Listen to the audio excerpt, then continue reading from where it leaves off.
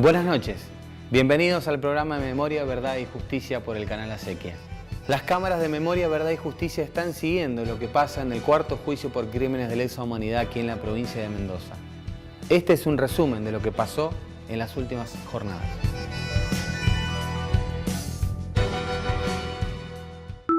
Durante las audiencias del lunes 14 y el martes 15 de abril, se leyó la declaración indagatoria a Otilio Roque Romano. Los asistentes al juicio pudieron comprobar que en aquella declaración tomada el 26 de agosto de 2010, antes de fugarse a Chile, Romano nunca dejó de lado la altanería, el cinismo y las respuestas prepotentes. El ex juez dijo que en la dictadura, la justicia federal y la provincial tenían las manos atadas.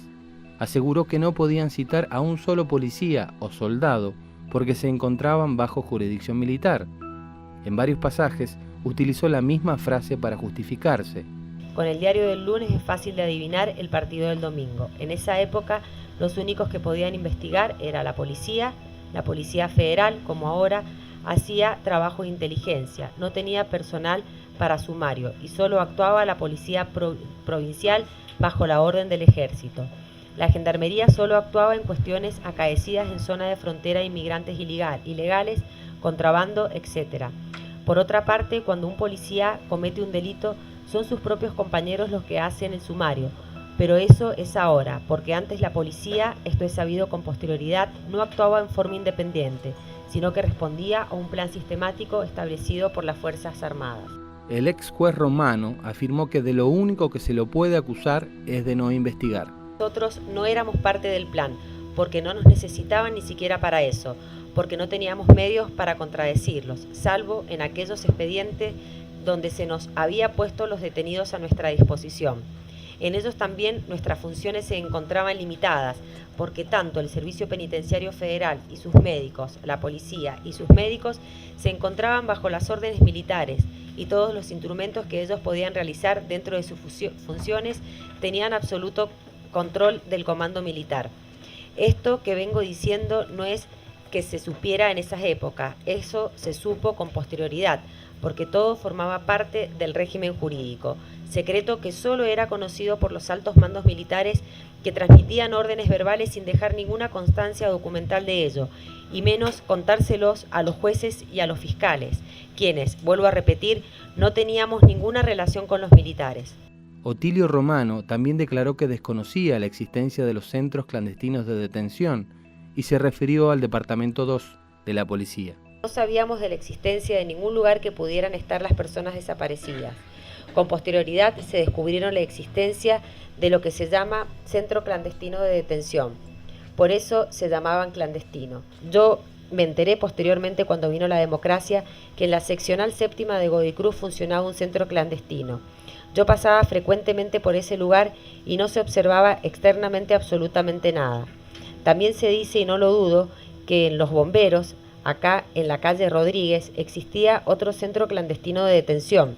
Desde afuera no se observaba nada que hiciera sospechar algo así. En el D2 no era un centro clandestino, era un organismo de la policía que siempre existió. Yo nunca fui, ni lo conocí, como no conocí ninguna otra seccional policial. En cualquier momento en estos juicios seguramente va a aparecer alguien diciendo que me vieron en el D2 violando a alguien o cosa parecida.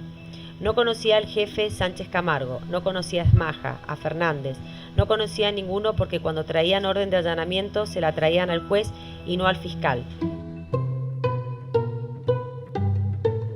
Dentro de las causas del cuarto juicio por crímenes de lesa humanidad está la del grupo de Abril 77.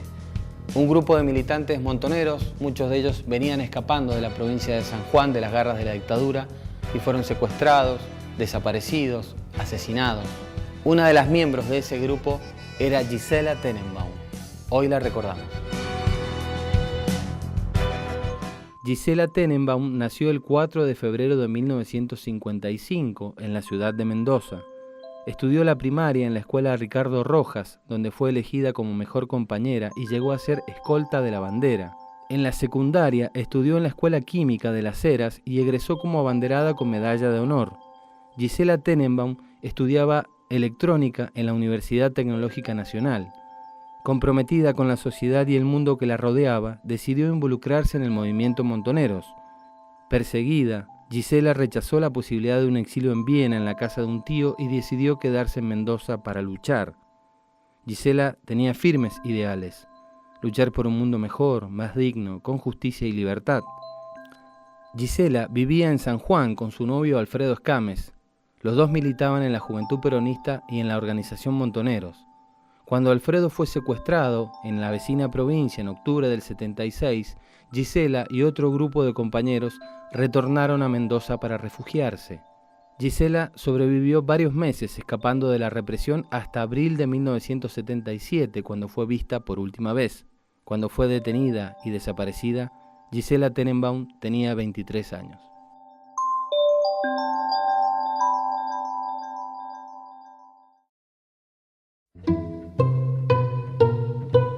Uno de los represores que está siendo sometido a juicio en este cuarto debate oral en Mendoza es Armando Osvaldo Fernández, uno de los máximos represores del Departamento 2 de Inteligencia de la Policía de Mendoza.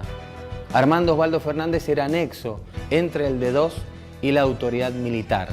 Formaba parte del COT, el Comando de Operaciones Tácticos, todos nombres que quizás te suenan extraños, pero que eran habituales en la época de la dictadura. Hoy vamos a saber quién era Armando Osvaldo Fernández. Armando Osvaldo Fernández prestó funciones en el Departamento 2 de Informaciones de la Policía de Mendoza. Se desempeñó con el cargo de oficial inspector desde el 8 de marzo de 1971 hasta el 2 de febrero de 1979. Junto con el ruso Eduardo Esma, Armando Fernández cumplió una función destacada durante el terrorismo de Estado. Ambos tenían el rol de enlace entre el D2 y la autoridad militar. En este nuevo juicio, Armando Fernández está acusado de privación abusiva de la libertad agravada por violencia y amenazas en 22 hechos, por tormentos agravados por la condición de perseguido político en 23 casos, por el homicidio doblemente agravado por alevosía de Miguel Ángel Gil, quien falleció en febrero del 76, producto de las feroces torturas a las que lo sometieron en el D2. También está acusado de violación agravada por el uso de la fuerza contra 3 mujeres y como autor de una asociación ilícita.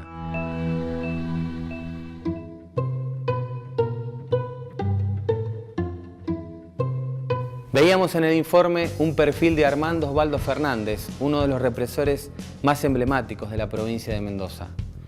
Después de la pausa vamos a escuchar a Elba Morales y sus definiciones sobre el Comando de Operaciones Táctico, la comunidad informativa, el organigrama de la represión.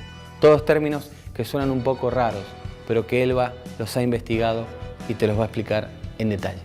Ya volvemos.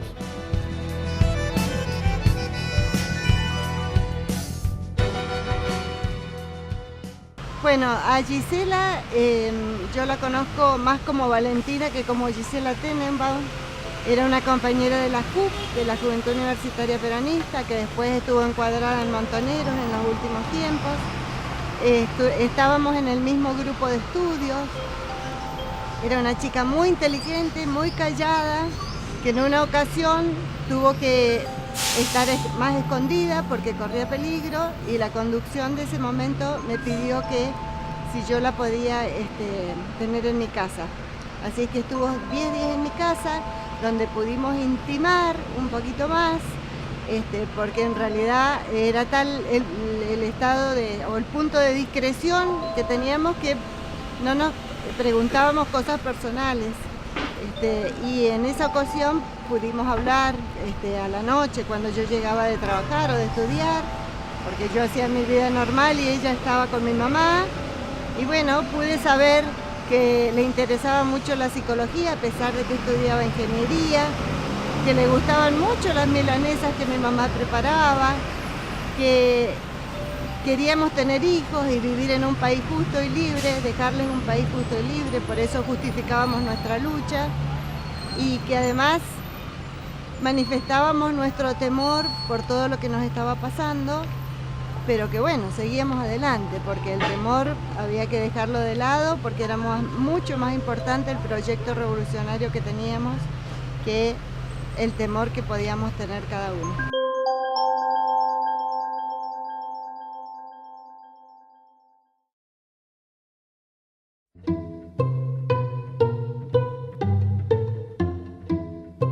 para poder comprender cómo fue operativamente el terrorismo de Estado, cómo se estructuró la represión en la Argentina y específicamente en la provincia de Mendoza, tenemos una entrevistada que para nosotros es imprescindible para poder saber todo esto, y es Elba Morales. Elba, ¿cómo estás? Buenas noches. ¿Cómo estás, Rodrigo? Buenas noches. Gracias por venir.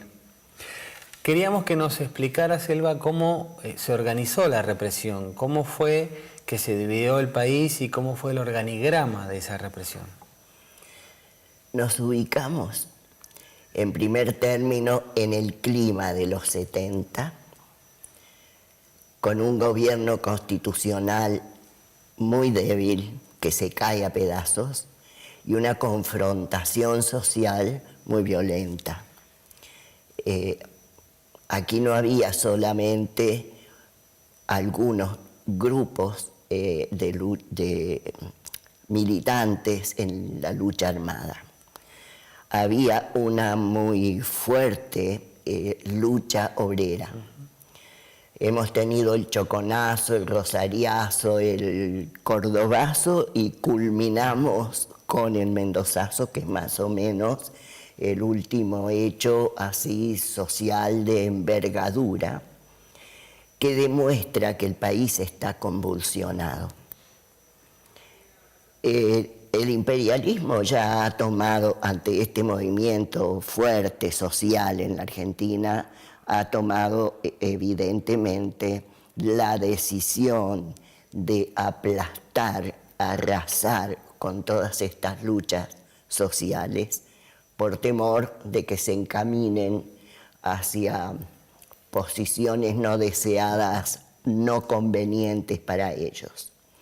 Y como de costumbre, en aquellos años utilizan a las Fuerzas Armadas del país, especialmente Ejército, como el brazo armado que lleve adelante su plan. Ya tomada la decisión política de hacer esto, y todavía con este gobierno débil,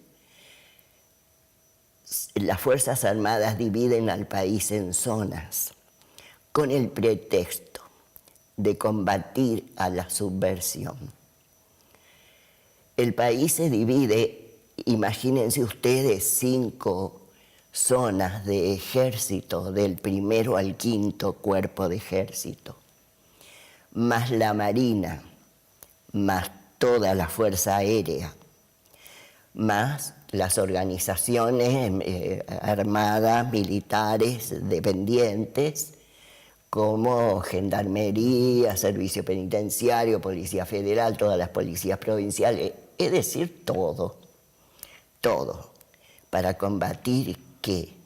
A cuántos montoneros, a cuántos militantes del PRT. Solo esta mirada nos da una idea de que el objetivo era otro, nunca fue ese el objetivo, porque derrotar a los militantes armados era una cuestión policial en tal caso, interna. Bien,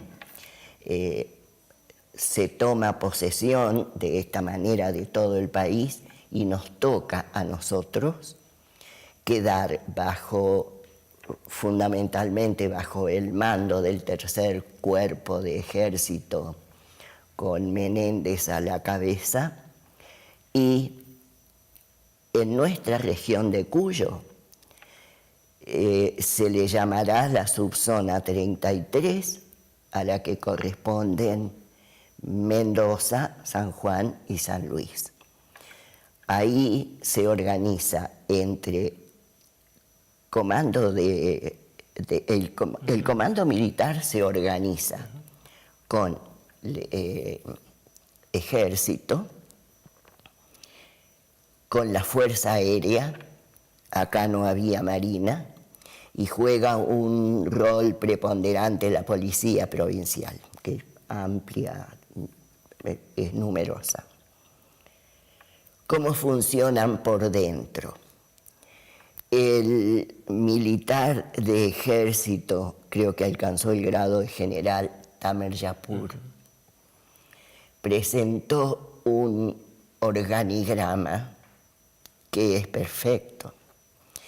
Es lo que nosotros veníamos armando, develando en el transcurso de los años, completado y perfeccionado, porque él nos da un elemento que hasta entonces la justicia ni nosotros los organismos no habíamos tenido en cuenta, que son los consejos de guerra, que no están denunciados en otras jurisdicciones en que actúa la justicia por los delitos de lesa humanidad, porque parece ser, me da la impresión, de que estos consejos de guerra han sido de una actividad muy local. A esos consejos, Elba, se sometía a los ciudadanos que eran blanqueados, que habían sido secuestrados, torturados, pero que después el Poder Ejecutivo los reconocía. ¿Era así? Yo creo que no. No. Yo creo que se los sometía a todos, a esos consejos de guerra. Que en esos consejos de guerra se decidía quién vivía y quién moría. Eso creo. Recientemente nosotros presentamos una querella, bueno, no me voy a extender en ese tema, pero en esa querella queda muy claro, hemos trabajado sobre documentación de la época, queda muy claro cómo hay un joven que cae en ese momento porque lo están buscando y es un desaparecido. Hay otro que es fusilado en la calle, de ese grupo que están persiguiendo, y hay una mujer que es detenida con su bebé y que es evidentemente una rehén de la dictadura. Y aquí está la fuerte intervención del Consejo de Guerra. El Consejo de Guerra le hace un juicio a ella por los tres. Dos están desaparecidos y nadie dice que lo están, ni siquiera dicen que están prófugos. Y bueno, le hacen a ella un consejo de guerra, la condenan, después la absuelven, después toda esta payasada.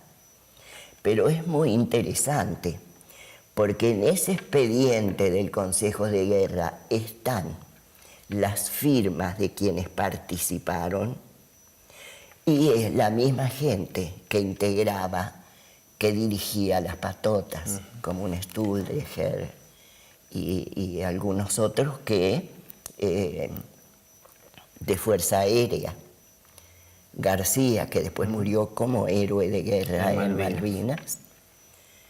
De modo que allí se ve claramente la organización, la participación de estas dos armas y la actuación del Consejo de Guerra de una manera preponderante.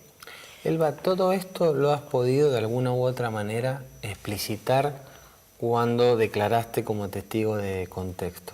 ¿Crees que la justicia en esta instancia está orientada en ese camino, va por buen camino a raíz de las condenas que ya se han ido sucediendo en los distintos juicios? Yo creo que a la justicia de Mendoza le falta mucho trabajo de instrucción todavía, mucho trabajo de instrucción, por la razón seguramente de no contar con el suficiente personal, los suficientes recursos, la orientación quizás, que a mí me parece que es la correcta. A lo mejor ellos que son abogados todos lo ven desde otro punto de vista. Muchas veces se ve este tema más desde lo jurídico que desde lo instrumental. Claro, claro, sí.